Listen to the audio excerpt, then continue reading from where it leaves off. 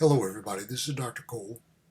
Sunday evening, January 17th, moving into week 3 of Comparative Governments, Political Science 3143 for the spring term of 2021.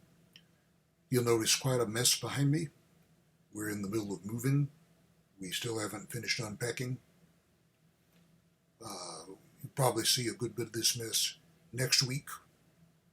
Not too much longer after that, I hope. But anyway, enough of that, just in case you were curious. Everyone, on the syllabus this week, you have legislatures and executives around the world. Now, we've sent you 3 articles. You all should have received 3 email messages in your inbox, and each of those messages will contain a link to an article. Those 3 articles are your assignment for Quiz 2, which is going to take place not this week, but next week. I've got it scheduled for, I believe, Wednesday the 27th. So you have 10 days to get ready for that. Now, you have articles about Spain, Italy, and Turkey. The one about Italy is very recent. The other 2 go back a couple of years. Now, with regard to Spain and Italy, what you're going to be seeing is examples of political systems that operate differently than the ones in the United States. As you read through your class notes, you'll notice there's a discussion of the difference between presidential and parliamentary systems. And this comes in the class notes on legislatures. Okay, all right, parliamentary and presidential systems.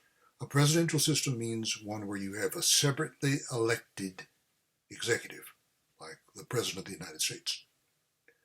But you may be aware many systems operate with a prime minister instead of a president.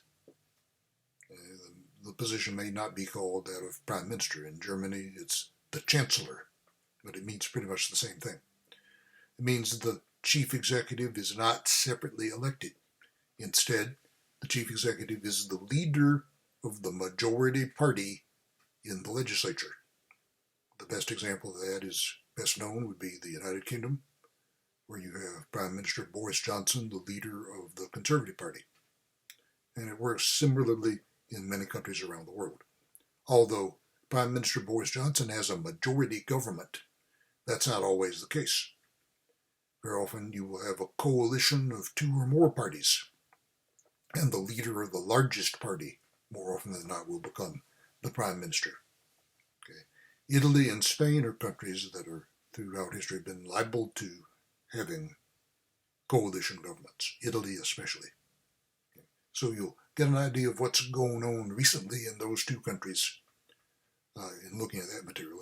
And generally, you get some idea of how a parliamentary system works and the variety of political parties that you can find in a system like that. Now, your article about Turkey, the concern there is a bit different. You'll be reading about President Erdogan, who is often described as one of the so-called strong men who has arisen in the world in the past few years.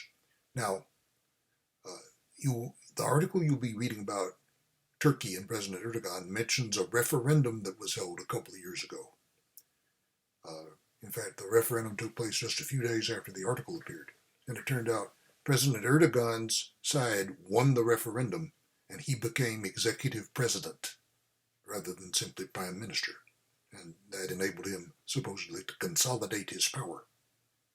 Okay, so that's a polity where a little bit something different is going on than in Spain and Italy.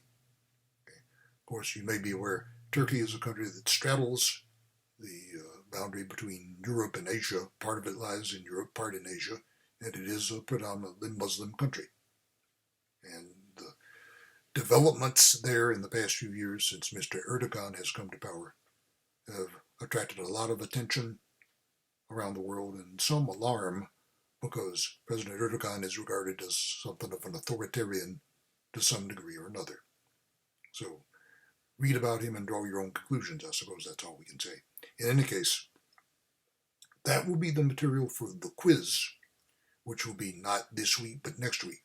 We've scheduled it for the 27th, with a chat about the quiz scheduled the evening before, Tuesday evening the 26th. So you have 10 days to look at that material and get ready for quiz number 2. So, we hope you are continuing to move along through the class notes about political institutions around the world in general before we move on to looking at particular countries. After we take quiz 2, our next quiz will be pretty much exclusively focused on Great Britain, and that will come up a week or two after we take quiz 2, probably a week or 10 days. All right, so be reading through that material, your class notes, and also the articles you have been assigned for the quiz. We'll perhaps talk about this a bit more when I send my video message out next week. So, continue to look at that material, study hard, take it easy otherwise, and we will talk to you once again around this time next week.